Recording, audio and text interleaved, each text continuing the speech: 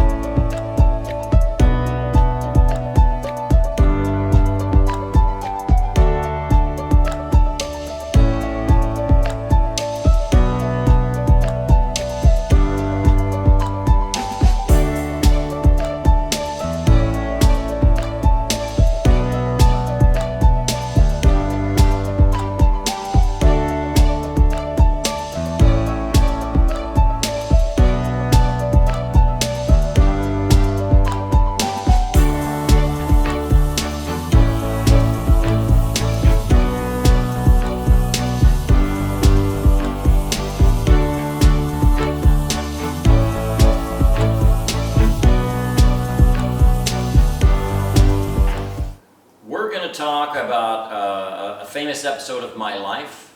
But before we do that, hey, let's take a look. Or hey, we did take a look. Did we take a look? Yeah, we just saw Kosal, one of our great teachers, student for about 9 years, one of these really, really talented local Khmer kids who's moving up and joining the regular fold of life. Yeah, yep. He's a super sweet guy, and he's becoming very good. Not just at English, but at computers. Yeah, he's very technologically oriented. He is working with Photoshop. He's helping out with a ton of different layout projects. I love the creative mindset that Kosal has. He's a phenomenal artist, been with the Colors of Cambodia for about 7-8 years now. And he helps us teach now as well, but amazingly talented guy, so much talent here in Siem Reap, Cambodia. Absolutely, and his new painting of Ganesh is absolutely amazing. We've been doing these weekly critiques at Colors of Cambodia, and he's really pulling out all the stops. And one thing that we love about Kosal is that he is very technologically oriented. He's always pushing himself and learning new artistic methods, and he's just a really cool guy. He's what really makes what I do so worthwhile. And oh, by the way, I'm Bill Gentry, and this is Julia Ha, also rock star, superstar, temperamental artist. Weirdo painter. Very. That's why we're always hanging out, because we're freaking weird. Very. And we're about to get into some weird This is a weird and amazingly fun story, so here it comes. Okay, so I won't tell you the name of this story because it will tell you too much information, but it's about the story kind of leads into some of the more uncomfortable things that can happen to a person while they're existing. I've told this story before at parties, and one like funniest story ever, most embarrassing story ever, but it takes place in one of the coolest places on the planet, and that's Brazil. And I was very fortunate in the late 80s to start to travel to Brazil on business.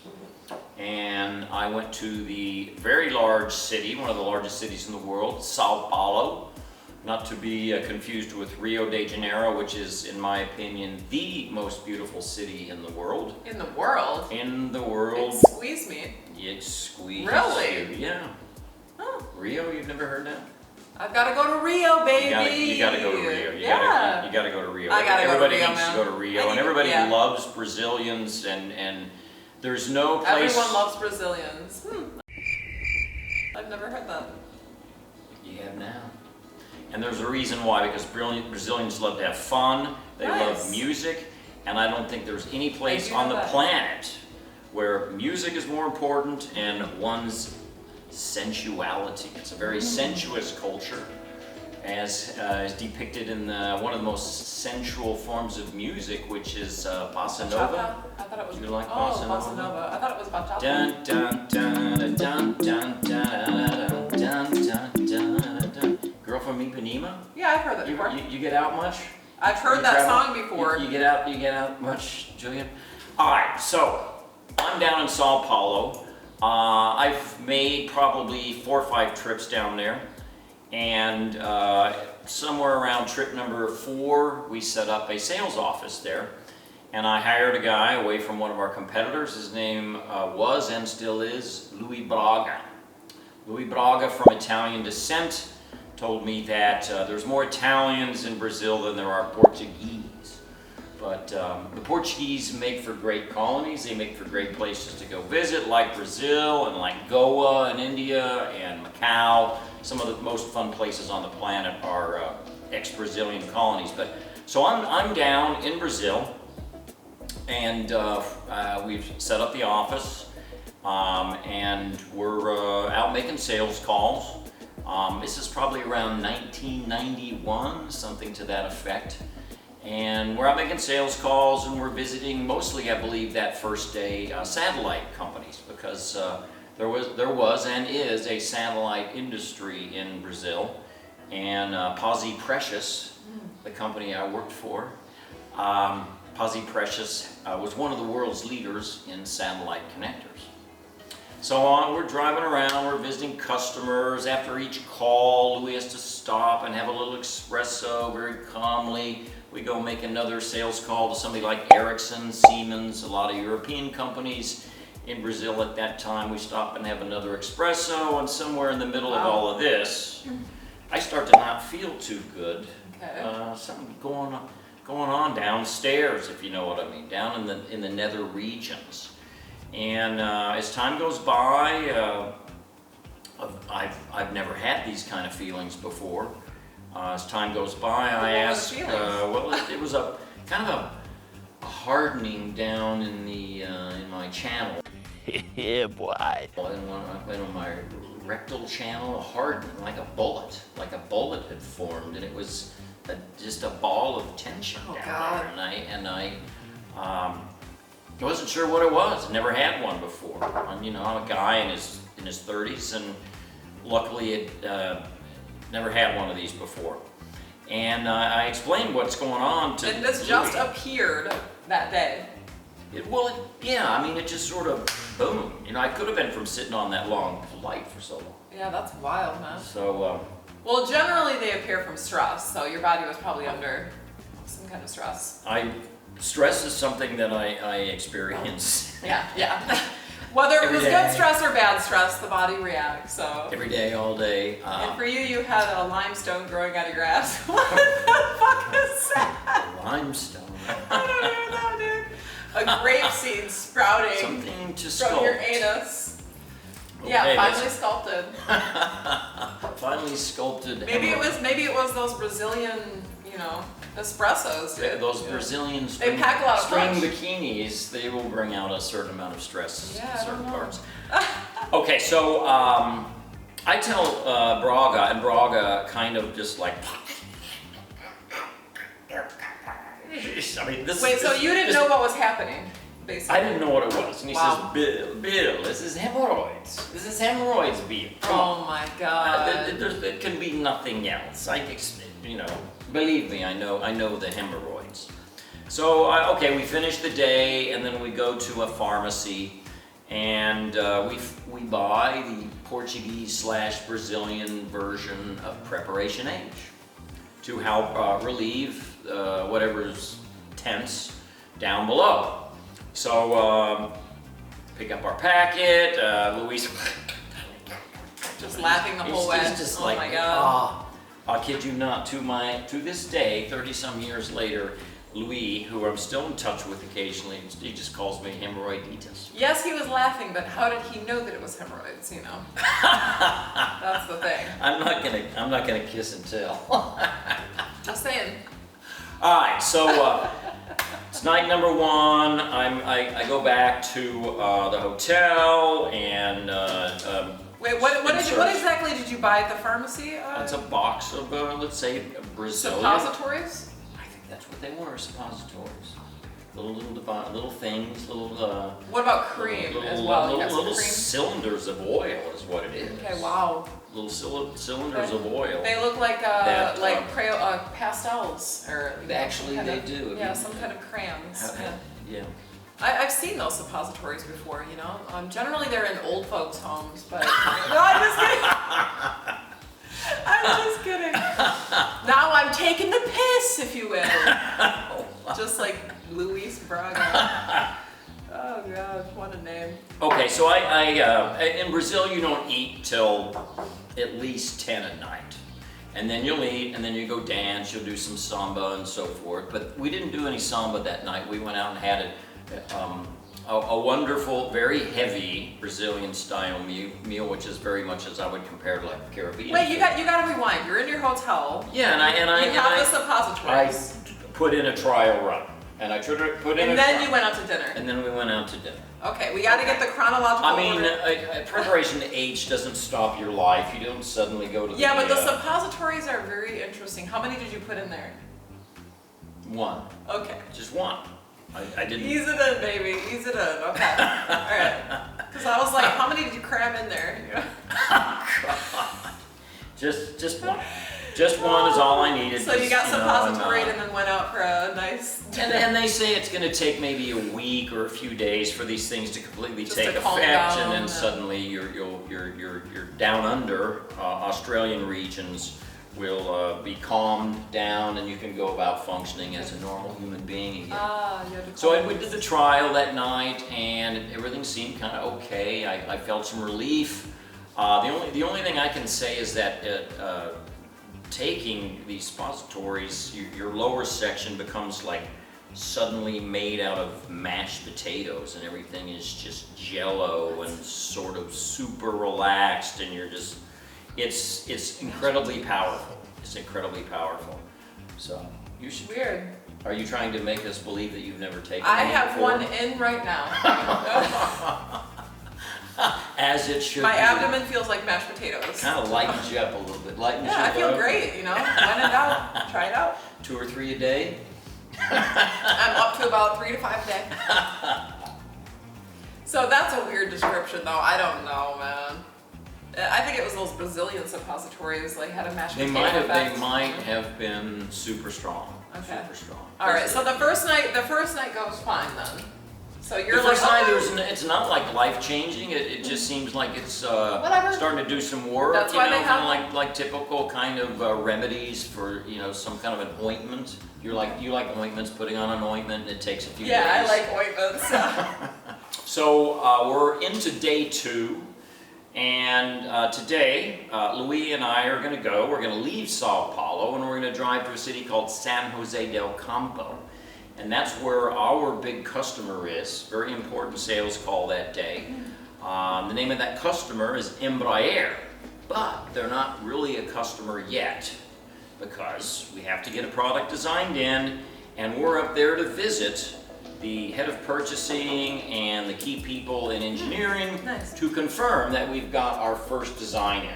So I've flown all the way from, at that time I was living in Missouri, flown all the way from Missouri down to Sao Paulo and San Jose del Campo to verify we've got this design in. Now Embraer is famous in that they are one of the world's basically 2 or 3 manufacturers of small commercial aircraft. They make what a lot of people in America might call puddle jumpers. Little airplanes that hold like 15, 20, 30, 40. They're jets. Embraer makes jets. So I think Canada Air is another company that makes them now. There's been a lot of turnover and purchasing in that industry. But it was a cool account. And Embraer got some financing from somewhere, and it was a world-class facility. We drive up, we go against the flow of traffic, and we come to their very world-class modern facility, and their lobby, of course, which was beautiful, filled with leather furniture and a totally gorgeous receptionist. And so Louie and I. What were you wearing? Oh yeah, my gosh, that's also important. That day I had chose to wear my favorite suit, my my lucky suit. It was a light teal green, light teal blue. Oh wow, lucky leprechaun. Sort not much different than the color of your shirt. Cool. Slightly, Really, this light? No, slightly darker. But it was Okay, light. okay, wow.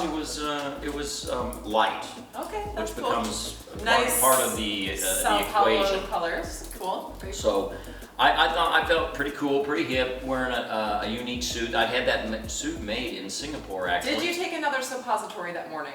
Yes. Okay. I had taken a suppository, thanks for reminding me. I had taken a suppository that morning, before we got into the car, so the suppository could start doing its work. Okay. And so it was somewhere about maybe an hour and a half after we left the hotel. We're sitting in the lobby, and we've been put what I would call on ice. Sometimes, maybe intentionally or not intentionally, the people that you're there to visit will make you wait for a while. They'll make you wait. They make you, prove that you've got the patience and the forethought for their business. Okay. How long did you wait? I'm gonna guess we were waiting for 20 minutes plus. Oh, okay, that's not bad. Well, that 20 minutes before what happened. Okay, so Uh-oh. I'm starting to feel, really overly relaxed, almost down below where the preparation H was in its channel position, doing its wonders, and I really felt like I just had to have some gas. I mean, I couldn't not let some of that pressure out. I had to let some of that pressure out. So I thought I would try to do one of these controlled things where you just like let a little bit out and then maybe a little bit out. Like the end of a balloon, Yeah. when you get that. Oh God. All right, so here I am. I'm in my teal blue suit. Louie and I are waiting patiently to meet Madame Zoe, if I remember her name was correct. And I think she was from Catalonia. A lot of international people working at this company, Embraer. And I'm in the lobby, and I decide to kind of, in a controlled fashion, let one go. And Exxon Valdez oil spill. Bro, you just released the valve. Yeah. What did you say? And Exxon what? Valdez oil spill, famous thing. Maybe it was before you were born, but it was like basically destroyed. Bro, the you had to coastline. get out the Dawn soap, man, and like clean off the duck feathers. That's fucking crazy, dude. Anyhow, totally unexpected. I now have to go through some damage control. So I'm like, oh my God, because I could feel the entire preparation H little tablet suppository had just exploded all over the back of my light teal blue suit. So I stand up and I kind of feel around, and yeah, it feels very wet. And I kind I shuffle over to Louie to show him what's going on, and he's just like, oh my God. He's having the time of his life. So I find the lobby bathroom. I go into there and I see what possibly I can maybe do to do some damage control, mitigate this situation. I try putting some water on the backside. I try, paper towels, whatever I can to try and make this thing look like, I don't want to look like I've soiled myself, but it looks like I had soiled myself by that. Yeah, you had a proper oil slick back there, dude. Oh, it was. You could probably see rainbows, I think the suit, if I remember, crazy. was I had to throw it out. So, yeah, but anyhow, if not from the stain from the bad. I can't take my pants off now. I'm in the middle of one of the most important sales calls of my life. I've got to somehow try to figure this out and make sure that it's not noticed what has happened. So I get back out there, I show Luis again, he breaks out laughing, totally out of control, acting like a child. What can I do? He's my translator, he's the guy. And so we're a team, and somehow we're gonna get through this sales call with what the damage is that's already taken place on the backside. So Madame Zoe shows up with a guy, I believe his name was Alejandro Hamachi. Wow. And Alejandro Hamachi was actually Japanese. A lot of the engineers in Brazil are Japanese. At one point, Japan was the location for the second largest Japanese population in the world. And You said Japan was the location for what? Japanese, after World War II, Yeah. many of them moved to Brazil. So there's a very large population of Japanese in Brazil. Okay, you had said that it was in Japan, so you just, thank you for correcting. Yeah, thank you. Thank you for correcting me. Because that's definitely not what the case was. That's So interesting. anyhow, with that, we're right in the middle of that. We're Madame Zoe has come. So we've introduced each other to. We've been introduced to each other. She's gonna take us back into. Well, what's going on in your head right now? Like, what does this thing look like? Is it like, how big is this? You know, I said pie shaped. pie shape. Pie size, like Pizza like pie? a 16-inch pizza pie size. Oh my stain god! in And the so, fridge. how are you hiding this at this All point? right, so right That's now key, what I've that's- decided to do Okay. is to just put my jacket, my Okay, my fair suit enough. jacket down low and just Okay. kind of walk like this. And so you were also walking weird. But I was trying to make sure I was always the last one in line. So Nice, nobody would be okay. behind me and seeing what had happened. Okay, good. I didn't want to lose this account. I was going to do what it took. I was extremely polite. I was acting like a gentleman. You, please. You. Yeah, and unlike You. a woman, you can't exactly like tie your suit coat around your waist. You know what I mean? Like, I think that you could get away with that. If I was French and I had a sweater, I could I don't tie it know. Yeah, around. something. Yeah, but oof. All right, so we're gonna go down. We go through the door with the security system, and we're gonna walk down the hallway. And I make sure that I'm walking down last, and I'm gonna continue in this kind of vibe as long as I can until we get through the sales call, and I can go back to the hotel or whatever it is and change. So with that said, though, why don't we take a look a little bit more at what Kosal's got going on? Yeah, I'd love to. Hopefully he's having a better day than I was that day. So Kosal, great artist. Let's take a look at some more of his art.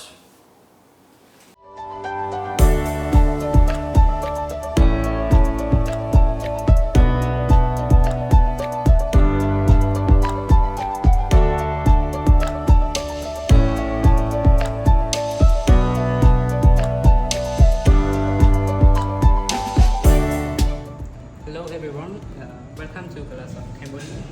My name is Kosal. I am 24 years old and I am a student in Colors of Cambodia since 2017. Colors of Cambodia, we are the school that teach art free for children in Cambodia, and everyone can learn art from there. And I hope you are enjoying with the art, my art too. And if you are free, please come to the Colors of Cambodia to see our painting and our students painting also. Thank you. That was really cool. That last excerpt on Kosal. Now you're I love his seeing work, yeah. why Colors of Cambodia is a cool thing and worth getting involved in. So Kosal, right on, man. Woo! Go Kosal! All right, so back to the story, Hemorrhoidita's story, and we're walking down the hallway. We're gonna go have a meeting in a conference room, very common, happens all the time in the business world. And I make sure that I sit down. Nobody can see the backside of what's been going on back there. We have our discussion. We basically get the good news that our product, a Posi Precious product, has been specified. We have a unique connector that's going to go on their new airplane, and it's great news. So my trip was a success, unless for some reason somebody happens to notice what's going on down under. The 16-inch diameter oil spill. The teal blue suit that was once Pizza upon a Hut. time my favorite suit in the world. Wow.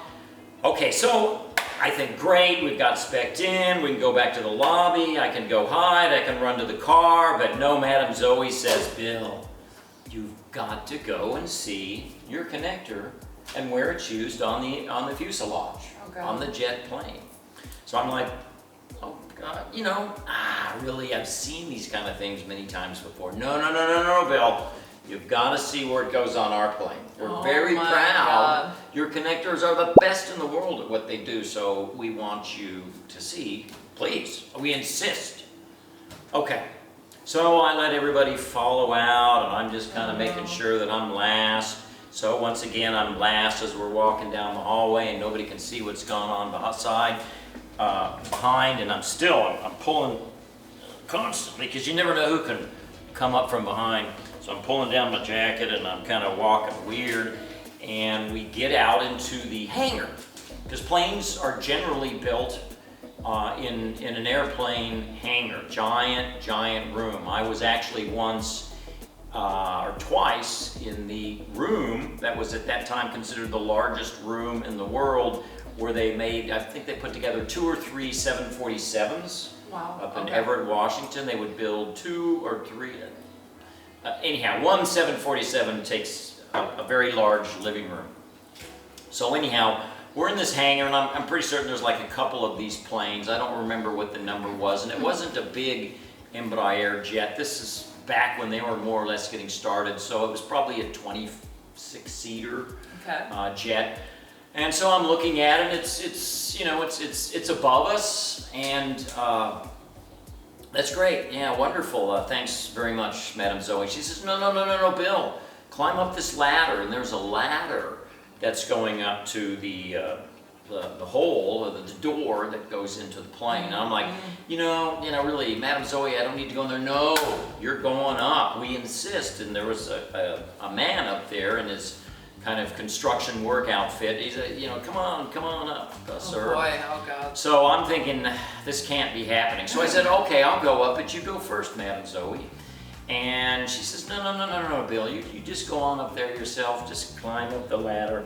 And I'm like, my secret, there's no way that I can keep my oil spill secret hidden any longer, so I've just got to leave this up to fate. The tricks of the universe. I am going to climb up this ladder. I am sure that Madam Zoe's going to look up there and go,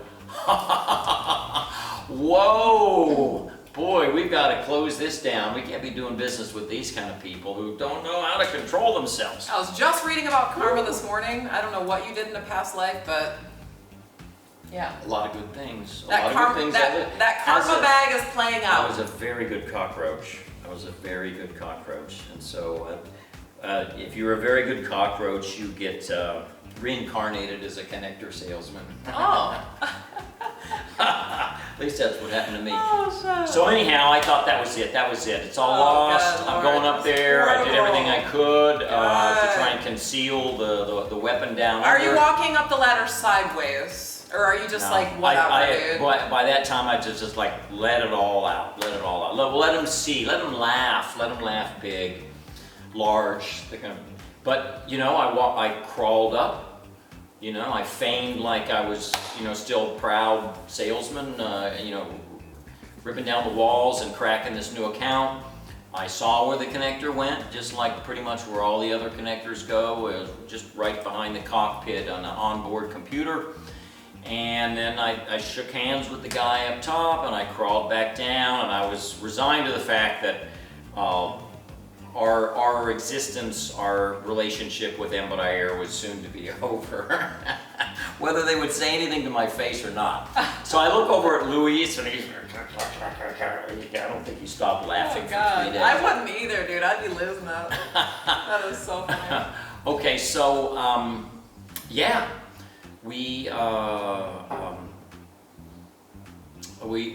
I'd seen where our product was used. Well, my question is, when you come back down the ladder, you look at Madame Zoe, was there any hint that she had seen anything? And I think the magic of it is because Louie wouldn't tell me ever exactly what went on. He'd just laugh. He respected you. He wanted you to save face. He wanted to keep it kind of silent. But I think what happened is he kept them so engaged in conversation, they didn't look up. Go Louise, man. I just don't know, and he would never really come clean. I mean, it was part of the whole joke is that he had so much fun. The more uncomfortable and embarrassed I got, the more he laughed and the more fun he had.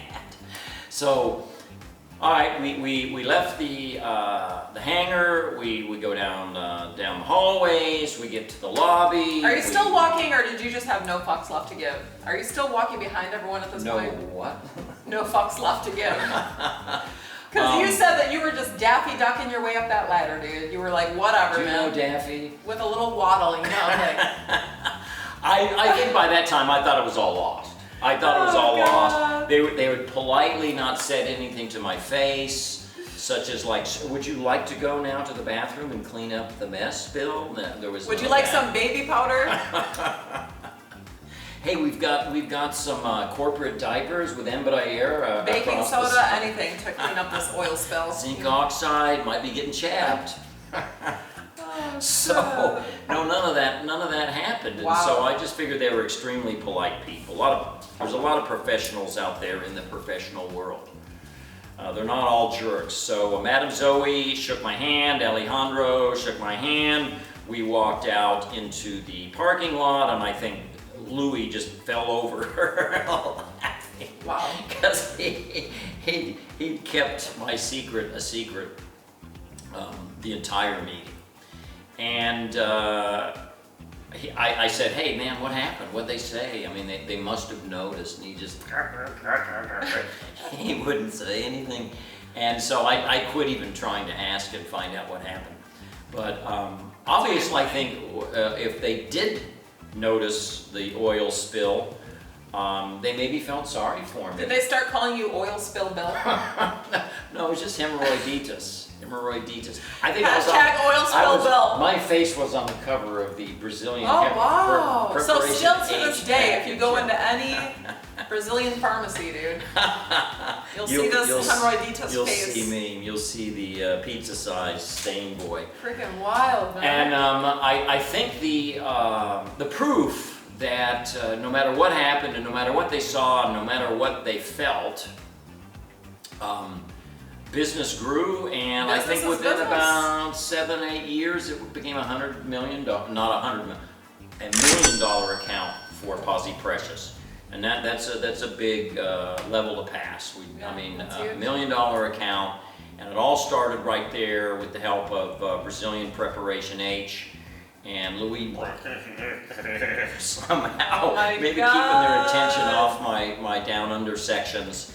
And you just never know. You just never know where you're. Well, I have a question. Did the hemorrhoiditis get resolved in the end? I've been living with it ever since. Oh, okay. It's a good. Yeah, luck. I didn't want to say It's anything, a but good luck charm. yeah. But now he wears diapers, so it's fine. Have been ever Although since. there has been a challenge finding diapers here in Siem Reap. Have you noticed that? I have mine made. I have a guy who custom makes my diapers. Oh yeah, so he's organic now, so he gets like nappy naps. They're made out of hyacinth. Yeah, yeah. Natural, Oh yeah, yeah. Natural, very Yeah, absorbent. they have a nice scent to them. So. I just think it's really amazing, you know, business is business, whatever. Someone's got an oil slick going on. You know, they need the connector for their jets, whatever, dude. Like, Whatever it takes. If Yeah, the guy wants to totally. come back. they're like, obviously His this. connectors are good if he wants to soil himself. He can soil himself. Totally. You go ahead and soil yourself, sir. We're gonna make money. You're gonna make money. Everyone's gonna win. Your competitors are all so normal compared to you. Yeah. Who wants to do business with normal people? Anyhow, thank you all, and we're going to segue out and watch a little bit more on Kosal. Kosal and the kids like him are the reason that we're doing all of this. We love making stupid podcasts, funny podcasts, serious podcasts, but it's all because we want to endure and continue with Colors of Cambodia. Thank you, Julia. Thank you. Hall. Today was very enjoyable, man. And we'll see y'all on the next podcast. Earth to Bill. Bye. Bye-bye.